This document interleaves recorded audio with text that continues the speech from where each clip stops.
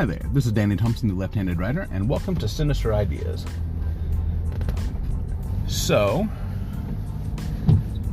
today's episode I think we will call Sinister Ideas on Memory, Part 2. In the last episode, we talked about some of the fundamentals, association and substitution, that make these techniques possible. All right, so, association simply means that in order to recall anything on command, all you have to do is be able to associate this new fact to something else you can already recall on command.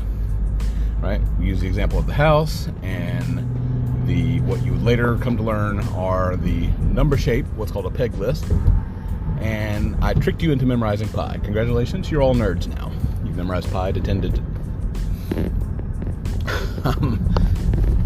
And then the other thing we learned was substitution, which is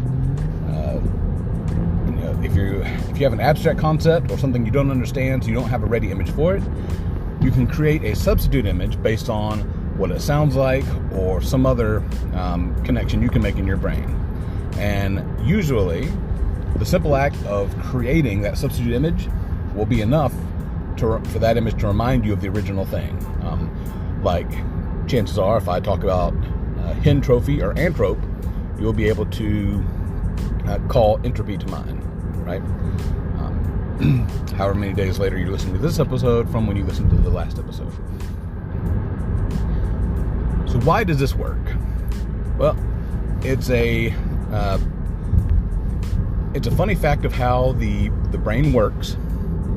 The subconscious brain basically evolved out on the savannah in Africa, back before we had, language and all that, right? And so it was on the lookout for some very specific things, and so it would try to categorize things. Can this thing eat me? Right? Is it a threat? If not, can I eat it? Right? Can it help me survive? If I can't eat it, can it help me have children? Right? You gotta preserve the species. If not, can this help me bring worth, or this can help increase my worth to my clan or tribe? Right? Those are the basic things that the brain was on the lookout for, and these are the things that it naturally remembered. So, in order for the brain to really pay attention to something, it had to be really weird, so the brain actually has to stop and say, all right, can it fit in one of these boxes? Right? Something that's so outlandish that the brain has to take a minute to process the information to determine whether or not it should remember it or not. And so, by default, the act of using the brain's resources, it makes it memorable. So when you use the absurd acronym, action, big, sensory detail, unexpected, ridiculous or raunchy, or dumb, if you add two more of those qualities when you're smashing two images together to form that associative link, you're by default going to have a memorable image. Right? It's those things that stand out. There's a common analogy where if you're driving to work, oftentimes you get up, you get in the car, next thing you know, you're pulling into work, you don't even remember the drive home, right?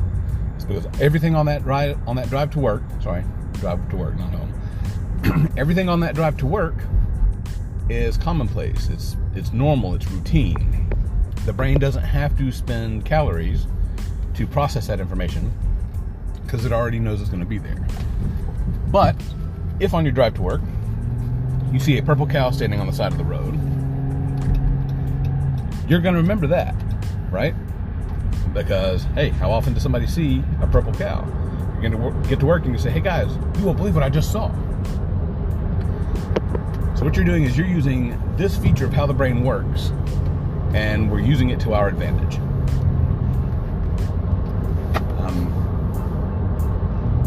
And there's also another feature of the brain.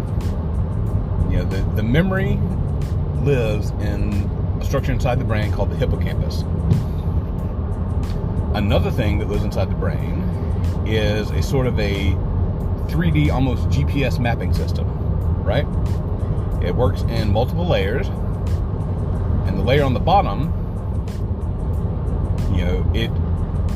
it figures out where you are relative to your immediate surroundings, right?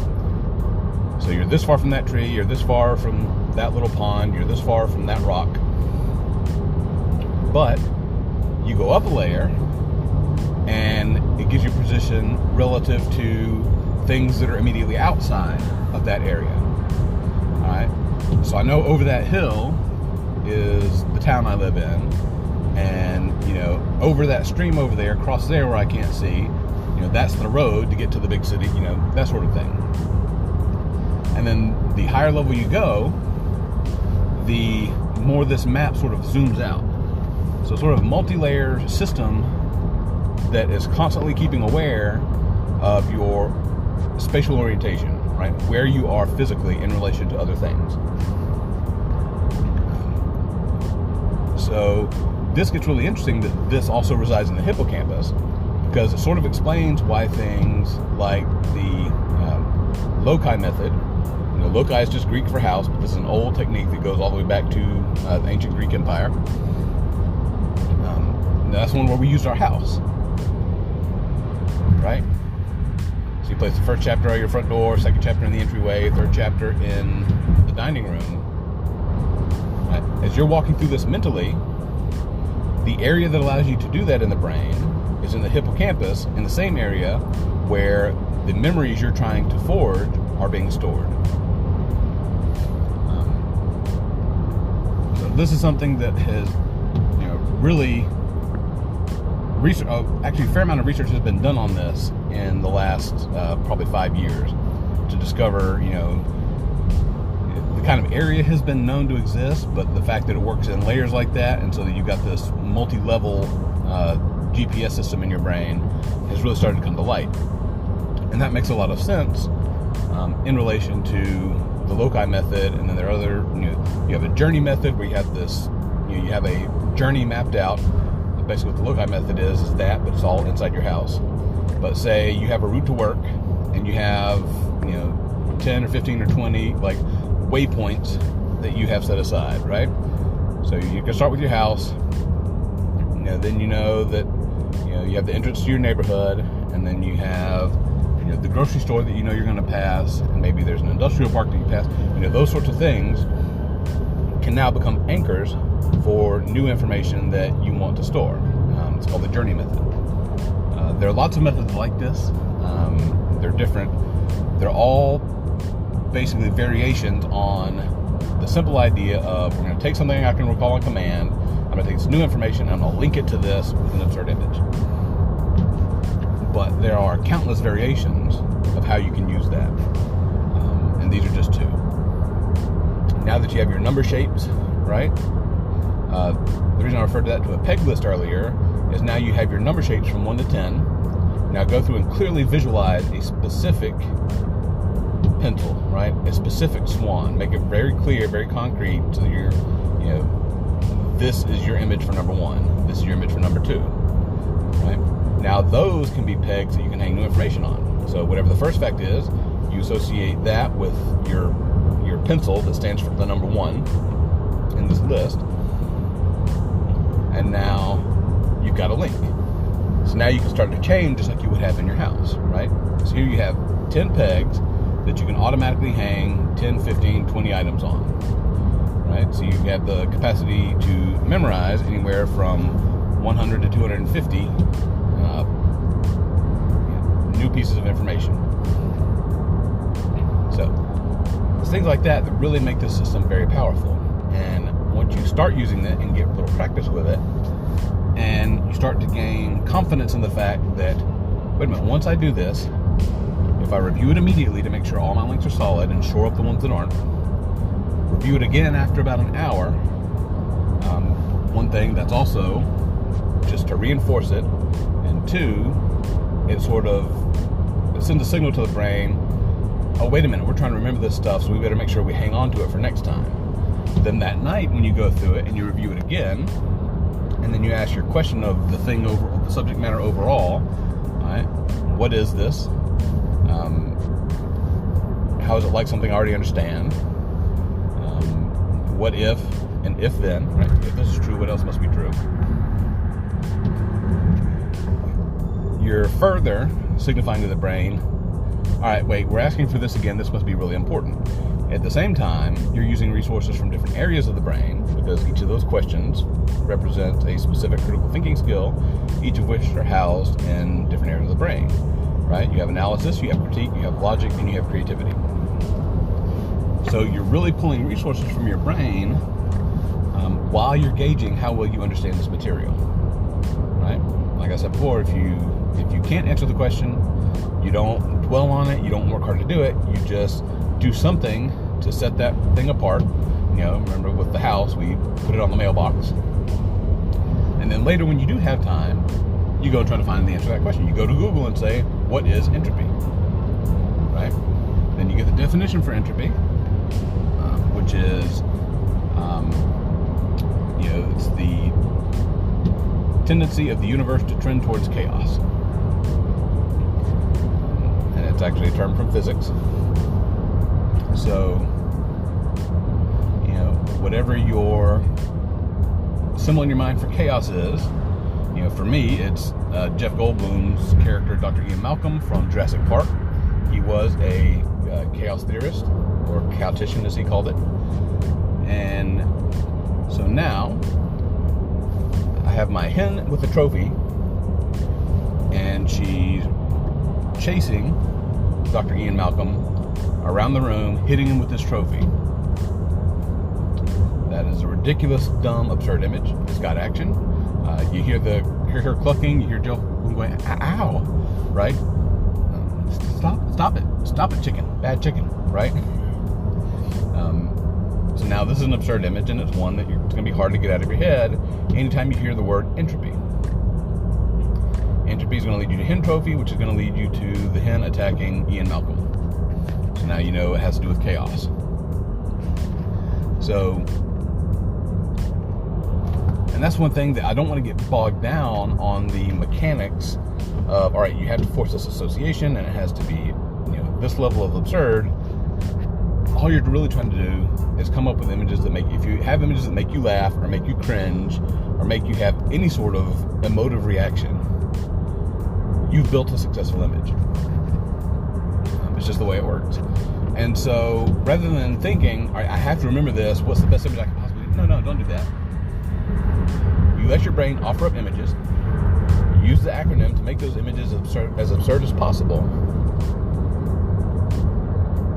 and then you just have fun creating these silly, stupid images with your brain, right? So, that is actually the true engine behind this whole process. Is it doesn't matter how boring. I mean, entropy comes from physics, right? And as someone who had bad experiences with a math teacher as a young child, and so math was ever my favorite subject, I sort of had a mental block against wanting to do math, basically. But it doesn't matter how bored or how much I dislike the information. Memorizing the information is fun and easy, because all I'm doing is making these stupid images, right? I bring the fun, I bring the interest into the subject. I don't have to rely on the subject matter to intrigue me. At work, I used to work managing a team at Lowe's that did merchandising. Basically, we put out all the product and built all the displays, and were responsible for making everything look like that shelf was just set full of product, right? And so we had to keep up with a bunch of the products by item number. And so when I would come back behind the team and double check just to make sure everything was done properly, I would grab my list and I would memorize the item numbers and the orders they were supposed to go, and I would go through and I would walk the shelves. And all it would be doing was me reviewing these stupid, ridiculous images and making sure they matched the stupid, ridiculous images of the product numbers on this shelf. And so I actually had fun at work, even though the work itself, if I had just been having my clipboard or the handheld device or whatever, and was just looking at the number and then looking at the other number and then checking it off, that kind of repetition would have gotten boring very quickly. But basically, I could go through and just walk the shelves and say, all right, this is right, this is right, this is right, this is out of place, this is right, this is right, this is right, this is out of place, this is right, this is right. We need two more, we need two facings of this, right? And then I would make note of those in my mind. Basically, I would turn those items the color purple, right? Knowing that we needed to do something to fix that. Then I'd make a note of those items. I go to my team, I said, all right, here you go. These things are either out of place or we don't have enough or whatever. I need you to go back, double check, and fix this. Right? I made it super quick. I didn't have to scroll on my phone. I didn't have to go back and forth from the handheld device to the shelf. Keep calling it a phone. It was basically a mobile phone that had other apps on it for work. But I didn't have to go back and forth between the device and the shelf. I could just walk the shelf and say, that's that stupid thing, that's that stupid thing, that's that stupid thing. Made it so much easier and so much quicker. These are the sorts of things that this can do, where one, it lets you to work much more efficiently, it lets you learn new things faster, and it makes the process fun. It allows you to imbue what would be otherwise boring tasks with fun and humor and levity. Basically you're just playing a game at that point. So, alright. Well, my 7-minute segment turned into 17 minutes. So we will stop this one here, and then I will come right back with the next segment, and we will look at, now that we have the fundamentals and understand those, and sort of have an inkling as to how these techniques can work their way into your school, your work, and your daily life. I'll show you a couple of things that will take those fundamental elements we've already learned and really exponentially expand their power. All right, we'll be right back. Hang tight.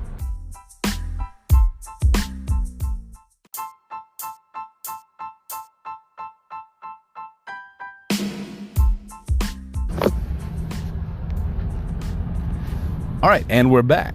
And so now that we know some of those fundamentals, and now that we understand how to, or now that we understand why it works, let's tweak some of the things we've already learned and make them super powerful. So I talked about how to talk about using the house, right? And when you're reading a book, you take the first chapter and you create a image for it and you place that at your front door. And you do the same thing for the second chapter, second for the third, second for the fourth. Same thing for the fourth, same thing for the fifth, right? You're placing an image for each chapter in each room of your house. Then as you go through and you read, you come out and you take the 10 most important concepts that you read in the chapter, you create image for those, and you create a link chain, an association chain of those things to the chapter head. Right, doing that, so if you have a 10 chapter book, you have 10 facts, you've instantly memorized the 100 most important facts while you're reading the book the first time. All right, that seems pretty powerful, but there's some issues, right? So now, if you want to, say, access a fact, basically you'd go to that room in your house where the chapter is, and then you have to go link by link until you get to that fact, right? You get to that image, and that should decode into the information you're looking for.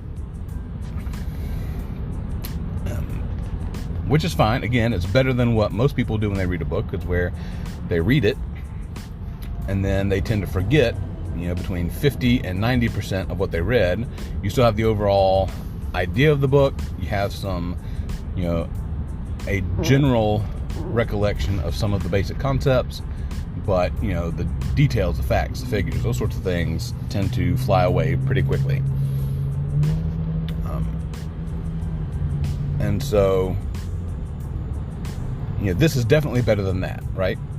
You can instantly memorize those 100 facts, figures, concepts, arguments.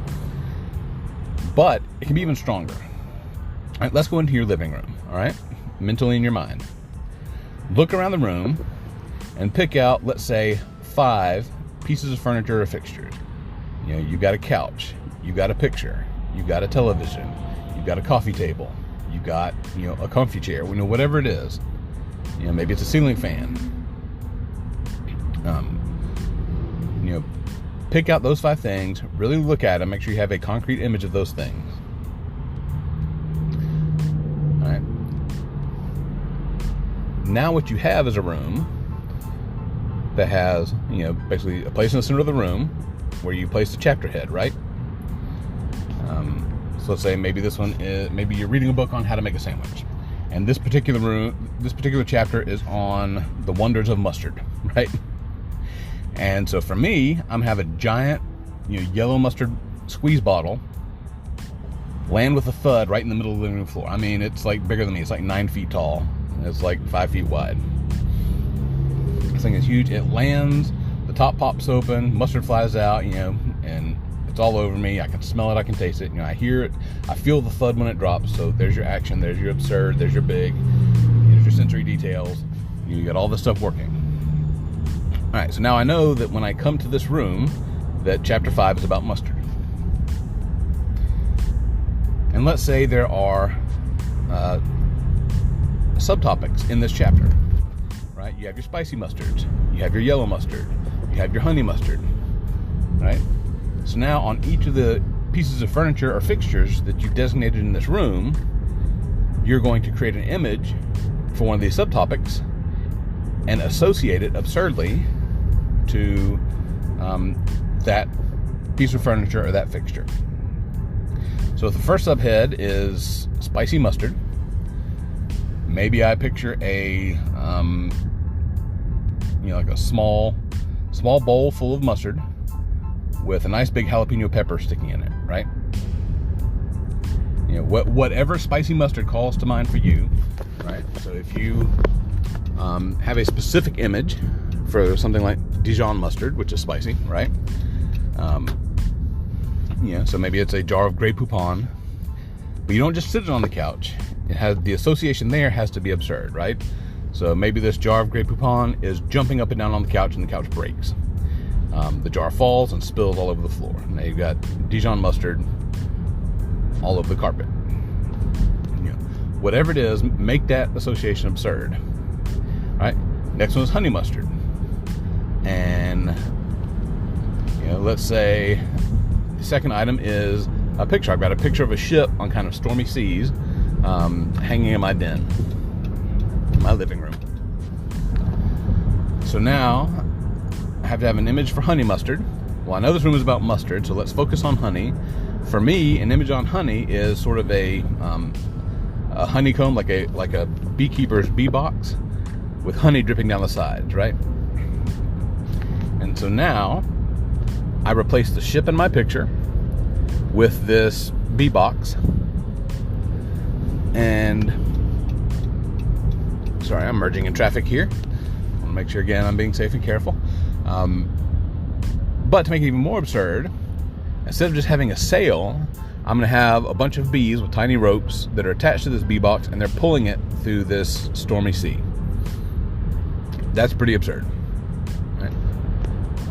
Another thing you could do is, you know, you walk up to the painting, and maybe there's a large, like a 6-inch bee walking on the top of the painting, and maybe it's just pouring honey on this picture, and it's dripping down the front. It's just a mess.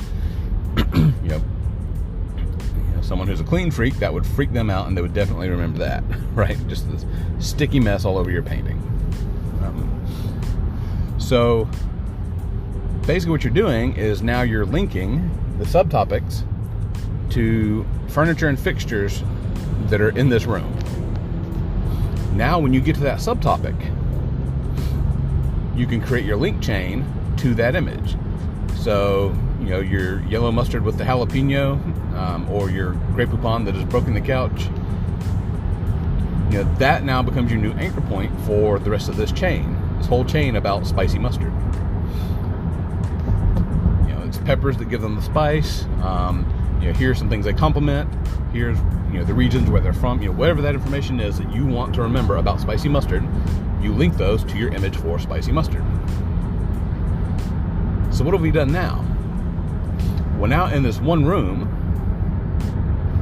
that we know is about mustard, you have 5 subtopics with 10 items linked to each of those subtopics. 10 facts, 10 arguments, 10 concepts about spicy mustard, or about mustards in general, are linked to these 5 subtopics. So now this one room by itself holds 50 pieces of information. So now if you have 10 rooms for the 10 chapters of this book, your book on making sandwiches can hold 500 facts about making sandwiches. So now we've taken our house from being able to store 100 pieces of information to storing 500 pieces of information. Now, I'm going to give you 2 pieces of information that are going to blow this up even further. First, you don't have to limit yourself to just 5 items in the room, right? The room in your house is going to have many, many items, right? Each of those you could probably visualize very concretely to a good amount of detail. So you could probably find many, many unique anchor points in this room. Because not every book you read, not every chapter is going to have 5 subtopics. Some may have 5, some may have 7, some may have 10. Chances are, in most of the rooms in your house, you can find 5, 7, 10, 15 unique spots to which you can start affixing information. Right? You just take that ordinary information, you take your image that you've created for this piece of information you want to recall, and you smash them together with an absurd image. Right? So if you're in the bathroom, bathrooms are usually small, they don't usually tend to have that many things that we don't think. But what do they have? They have a light fixture, right? They have a sink usually. They have a toilet. They usually have either a bath or a shower. They have a floor. They have drawers and cabinets. And then there are things that live there, right? So your toothbrush holder lives there, right? You may have a soap dish or a soap dispenser. That lives there. The bathroom may be the place where you use the hairdryer. So the hairdryer can be one. So basically, you can use your house to memorize as much information as you want or need to about the topics and subtopics in that book. So that's the first thing, is the capacity for your house to store information can expand as needed for the particular purpose you're looking for. The second thing, we've been talking about your house, right? Any house or any building or any location you know well enough to be able to have a repeatable path through that house where you can pick out, a handful of distinct locations in each of those positions, each of the spaces in that house or on that path can be used for this. So yes, you can use your house. You can use the house you grew up in. You can use your grandparents' house, your best friend's house, right? Your girlfriend, boyfriend's house, whatever. Your in-laws' house.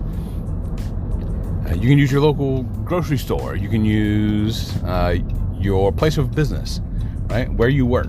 That can become a place to store information. One of my favorite places to go, my wife and I are Disney freaks, and I love going to Disney World. When I worked in the hotel industry, and I was a general manager, so I was responsible for all of the facets of the hotel and all of the training for all of the employees and all that. So I actually used the Magic Kingdom in Walt Disney World as this giant, the common term is memory palace, where I stored information about every facet of running the hotel. And now there are a lot of locations in Walt Disney World, and my wife and I, being the freaks we are, she actually had worked for the Disney store as a manager there, and so we had certain perks that we get into the park for free so many times a year, and so we went there a lot. And so I became intimately familiar with most of the areas inside all of the parks at the Magic Kingdom. I mean, all the parks at Disney World. So you had the Magic Kingdom, you had Epcot, you had the Disney Studios, you had all of these parks that they have, the Animal Kingdom, all of them. And so I had this, or still do actually have this massive landscape full of unique, highly unique. Every building there tells a story, right? And so each building has many, many, many items and fixtures and pieces of furniture and stuff that I could use to store information in.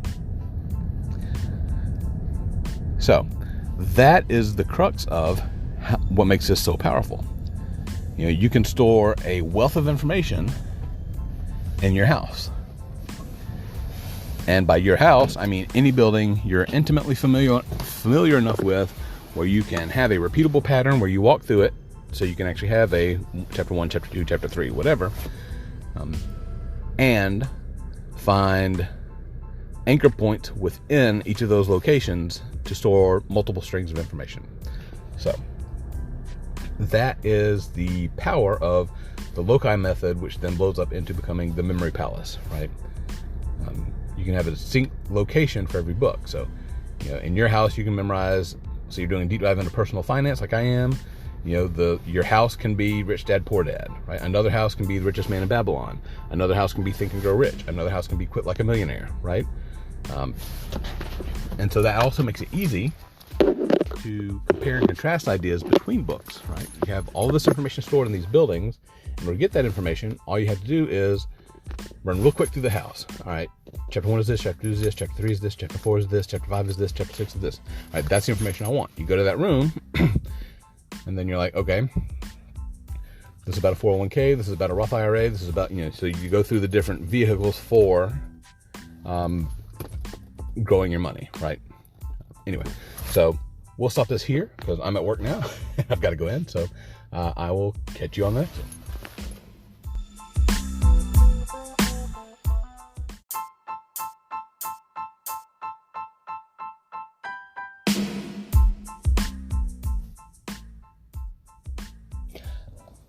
All right, welcome back to the third segment of this episode of Sinister Ideas. In the beginning, we talked about why it works, how it takes advantage of the way the brain evolved to work over the course of human history. And then we talked about how to take a simple idea like the loci method, which is using your house as a place to store information, and turning it into the memory palace, which is the idea of turning the rooms in your house into anchor points for a multitude of information on a particular topic. And then that allows you to take any building intimately and turn it into a repository for information on different subjects. This allows you to pursue several different lines of knowledge at the same time. So what are some specific use cases for this? I'll give you one simple example. I've taught these methods to my kids. Sometimes I use them, sometimes I don't. They're kids, they have minds of their own. It's weird. But, they all know how to use them. And because I started too early, they tend to think in that association-based modality anyway. But when my daughter, who's the youngest, was in second grade, I just all of them, but most recently with my daughter, she'd come home with her spelling words, right? A list of 10 to 15 words that they had to, memorize so they'd be able to spell them properly on a test the week later. They'd come on Monday, test would be on Friday. So she would come home, and I'd have her look at the list, right? Look at the word and say it. Look at the word and spell it. Turn away from the word, turn the paper over and say the word, right? We turn it back over and I have her look at that word while she created the image for that word. And then that image will go at the front door of the house. Do the same thing with the next word. That door will go in the foyer, then in the dining room, then in the kitchen. You know how this works by now. So then once you went through the entire list, I would turn it over and I'd have her give me each word and spell it for me. And once she did that, we'd put it away. About an hour or so later, I would have her review the list and just say the words. Right? Tell me what the words are. And so in her mind, she'd go to the front door and she'd say the first word. She'd walk inside, say the second word, go into the dining room, say the third word. And then once more that night before bed, hopefully this is sounding familiar, right? We got that repetition schedule that we talked about in the last episode. And she would, I'd make her say the words. And then once she said the words, I'd say, okay, how many of these words have double consonants? Or a question like that, right? And so she'd have to think through and figure out which ones did and didn't have double consonants. From that point on, I never had her spell another word, and we never went through the entire list verbatim. I never made her repeat all the words back to me. Next day, she'd come home from school. When she'd come in the door, we'd be making a snack or whatever. I'd say, all right, how many of your spelling words are nouns? And so she'd think about it, and then she'd tell me, 5 of my words are nouns. The next day, she'd come home, and I'd say, all right, how many of your words rhyme with more? And to go through, and she'd tell me how many rhyme with more. So what's happening here? Once that first couple of repetitions are gone, where she's seen the word, she knows the word, and she spelled it a couple of times, every other iteration of her going through this list is me asking her a variation of the 4 questions. What is this? How is it like something we already understand? What if then? So the reviews were not just her repeating these words in a boring, repetitious manner. Instead, it was getting her to think about these from the aspect of analysis, critique, creativity, and logic, so that she's building connections in her brain from multiple areas inside the brain, making for easy retrieval later, right? It's easier to access because there are different ways the brain can use to get to it. As a result, I don't believe she ever made less than 10 out of 10, 15 out of 15, 20 out of 20. I don't think she ever missed any of her spelling words. There may have been once or twice, but for the most part, she would get perfect scores because memorizing things is simple when you use these techniques. Now, later, when we move from spelling words to vocabulary words, which you have to memorize the words and the definitions, we go through the same process. We would sit down, she would go through, and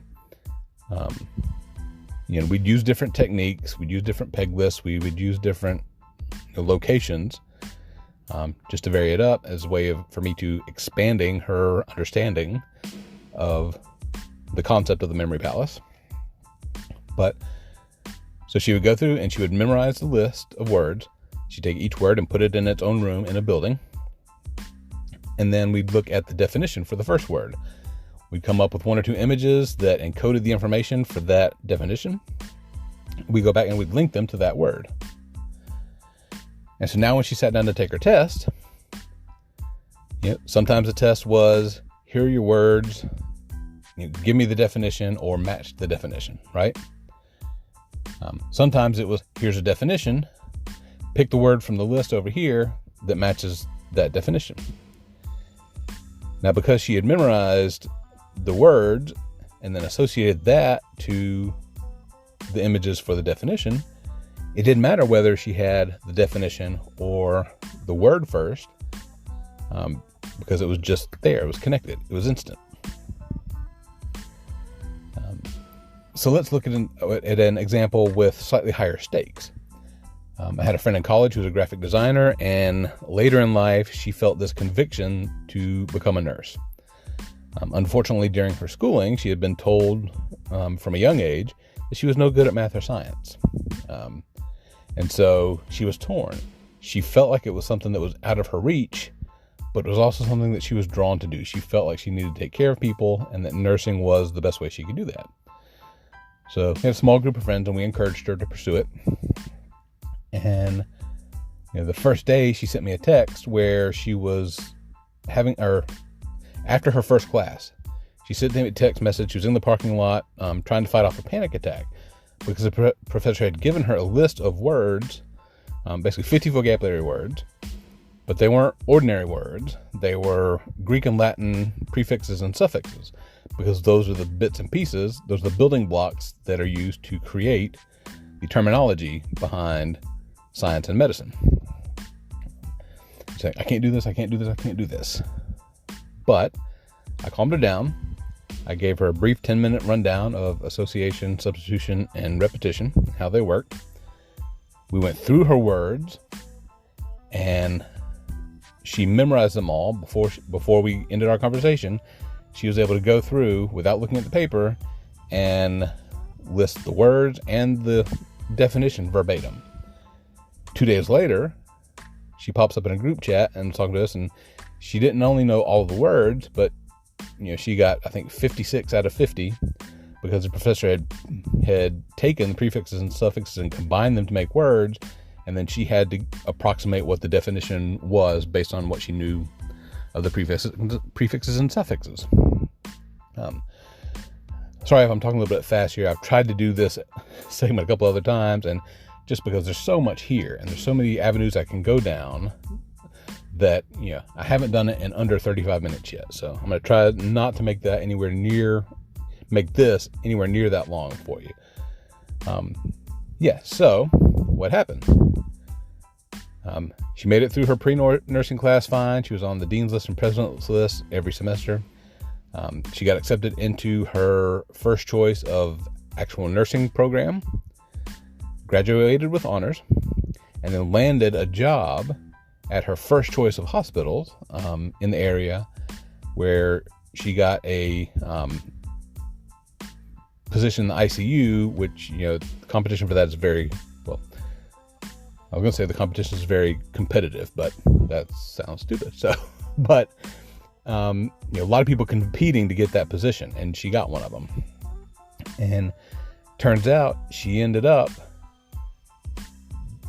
being there basically she was there long enough to get her foot under her to feel comfortable with what she was doing right about the time the pandemic hit. And so she was there to help a lot of people and was able to help a lot of people at a time when there were a lot of questions and a lot of fear, and she was able to provide these people comfort. So that's one sort of high stakes area where this has a practical application. I use it when I was in college. I was just kind of wrapping my head around how to use these in my college. I was just starting my my sophomore year, when I stumbled upon the book called The Memory Book by Harry Lorraine and Jerry Lucas. And it's a great book, awesome collection of, breaks down how to use these techniques in a way probably that's much more entertaining and informative than what I'm doing here. So I highly recommend that. Again, The Memory Book. But I would go into my classroom, and first thing I would do the first day is survey the room and pick out the fixtures and pieces of furniture that I could use as an anchor point to hang each of the lectures that I was going to have in this class. So the professor would come up and she would start her lecture, or he would start his lecture, whichever. And they would come upon an important point, and I would create my image, and I would hang that on that first anchor point for that first week. All right.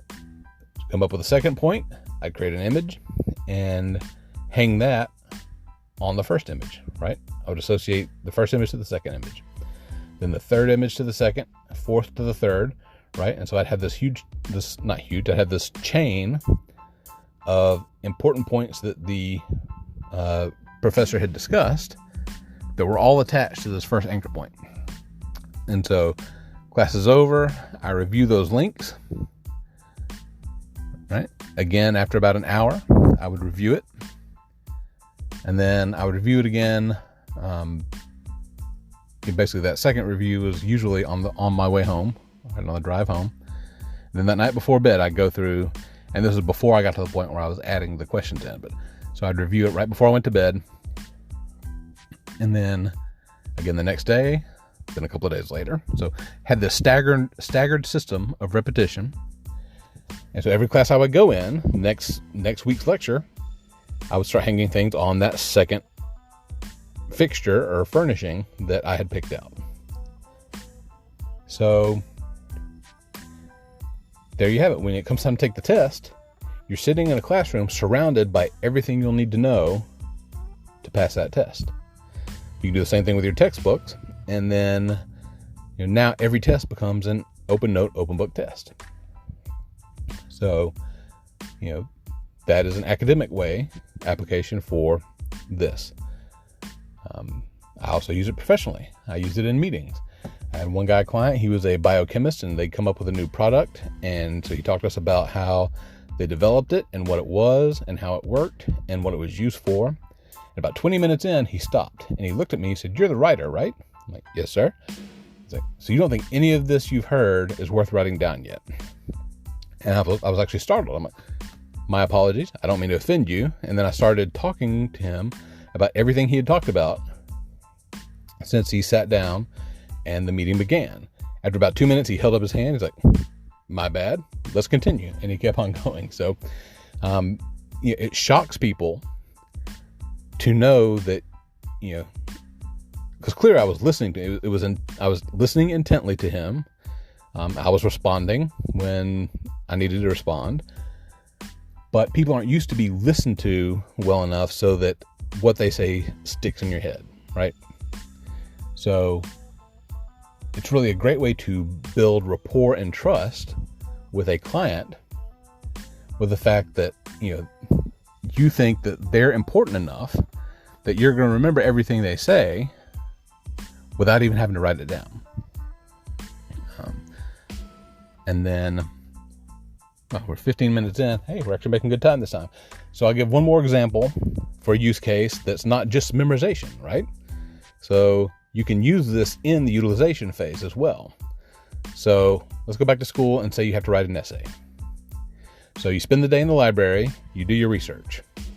While you're doing your research, you're taking this information and you're sticking it in a room that you have designated for your research on this topic.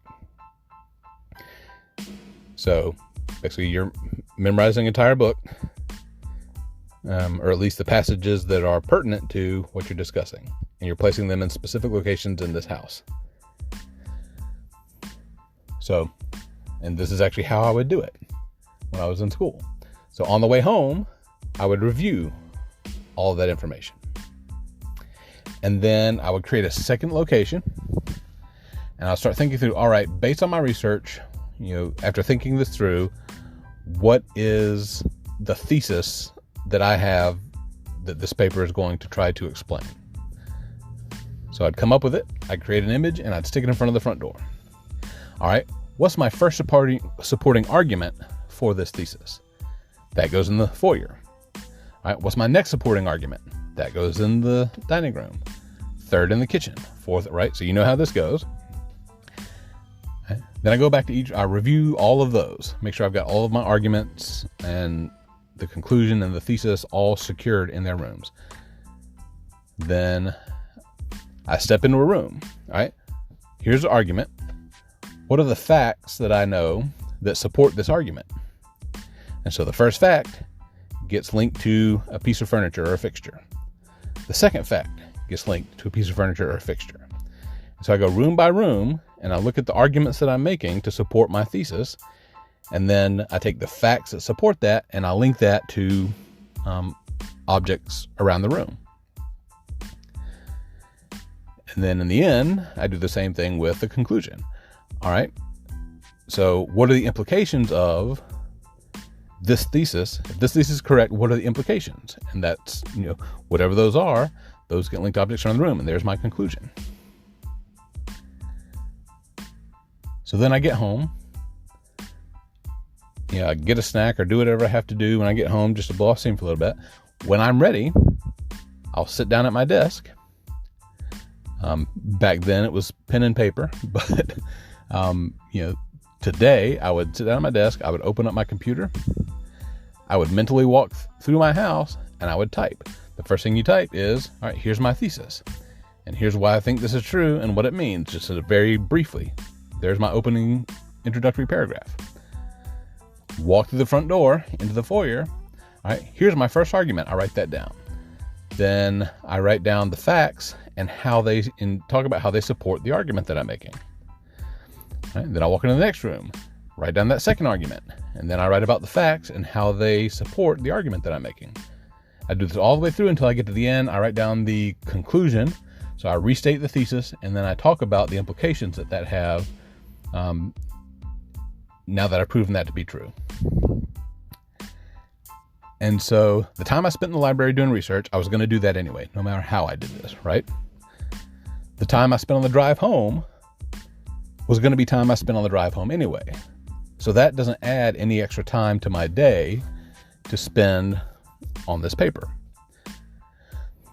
Sitting down, I don't have to come up with an outline because the house I've got this essay stored in, where I composed this essay, this house is the outline.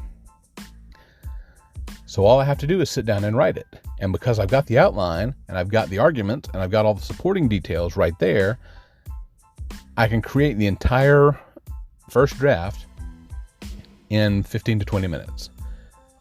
Again, we're talking about like a 5-point essay or whatever, So then all I have to do is go back and add in my citations. And this something I might have written down in the library doing this is the actual information I'll need to do my works cited page, right? So I go through the paper and I add in the citations where they're needed to show that it actually comes from the text I've been researching. And then I create a works cited page. And there's my completed first draft, right? Now all I have to do is go back through and maybe tighten up, clean up the language a little bit. If in the, how is this like something I already understand, a solid metaphor comes out that I can kind of weave through this paper, I may add that in. But by and large, after that first 20-minute effort, the paper's pretty much done and it's pretty rock solid. Now, I didn't have to flip through notes or through the text or through note cards where I've taken notes about different things to put this together. All I had to do was mentally walk through my house where I had all this information stored. So that is another use case for this. All right, so we're coming in at 20 minutes on this segment. So that still makes this entire episode less than an hour long. So we will go ahead and stop it here. And next episode, I will move on to a different subject. I won't keep boring you with memory stuff, but if you have any questions or would like to learn more, feel free to reach out. I'd be more than happy to discuss it. Again, The Memory Book by Harry Lorraine and Jerry Lucas. There are other books that are written by people like Tony Buzan, Gary Trudeau wrote one, and there are lots of like memory grand champions who have written books. The best of those are probably by a man named Dominic O'Brien. But to be honest, all those other books are basically rehashing the information that was laid out in The Memory Book by Harry Lorraine. So I would start there and then work out from there if you're interested. So thanks for coming along, and I will let you go now, and I'll see you on the next one. Thanks a lot.